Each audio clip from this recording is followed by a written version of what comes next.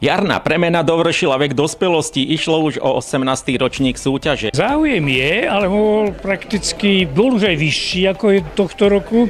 Tohto roku sa prihlásilo 150 ľudí, 51 mužov a 99 žien. Zaujímalo nás, prečo niektorí súťaž nedokončia. Tam sú rôzne dôvody, osobné alebo nie so sebou spokojní.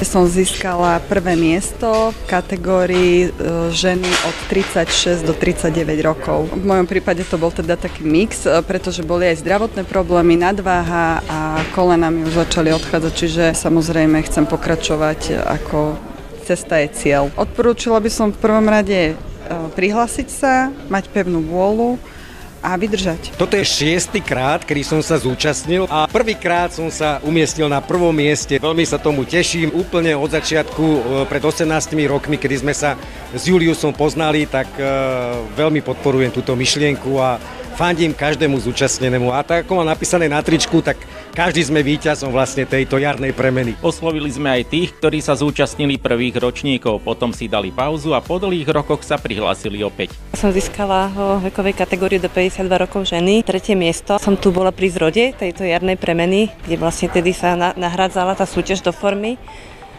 A bolo to pred 18 rokmi, vtedy som vyhrala tiež svoju vekovú kategóriu. Vlastne získala som prvé miesto.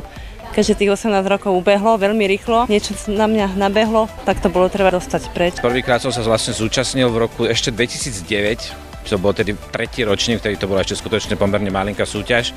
A od tej doby ubehlo v podstate veľa času, ja som tedy sa umiestnil na 2. mieste. Tejto cvičenie bolo skutočne ľahké, to bolo v podstate ešte bez trénerov, my sme v podstate iba odpozerávali pána Karabinoša, ako cvičí on sám. A chystal som sa tiež, že sa ešte niekedy sa znova zúčastním. A fakt po tých 16 rokoch už som si povedal, že už je na čase. Znova som sa umiestnil na 2. mieste, takže som veľmi rád. Aj tu sme sa mohli presvedčiť, že vek je len číslo. Veď dobre počúvajte. Mám už po 70-ke, som veľmi šťastná, že ma naviedli na súťaž, lebo už som nechcela ísť v mojom veku. Už som tu bola 4-krát, 2. miesto som vyhrala podľa kategórií vekových.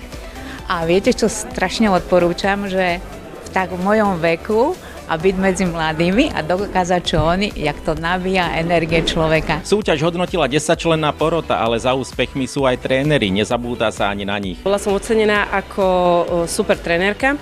Tento rok som prihlásila 19 ľudí, 18 ukončilo.